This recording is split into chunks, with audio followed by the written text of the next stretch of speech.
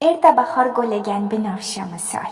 Ko'nglingiz doim beg'ubor bo'lsin. Yangi ochilgan lolagul misol, lablaringizda doim tabassum bo'lsin. Dildan ezgu tilaklarim sizgadir tanho. 8-mart ayyomingiz muborak bo'lsin.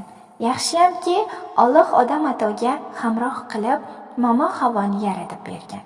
Aziz va muhtaram ayollarimiz, onaxonlarimiz, opa-singillarimiz, barchangizni bahorning ilk bayrami 8-mart Xalqaro xotin-qizlar kuni bilan chin qalbimdan muborakbod etaman. Barchangizga uzoq umr, sihat salomatlik, xonadoningizda tinchlik, osoyishtalik, dasturxoningizda qut-baraka, o'zingizda esa oddiy ayollik baxtini tilab qolaman. Ilohim, har bir kuningiz bayram, har bir oningiz bahor bo'lsin. Doim bahor gullariday chiroyli, nafis, go'zal va betakror bo'lishingizga tilakdoshman.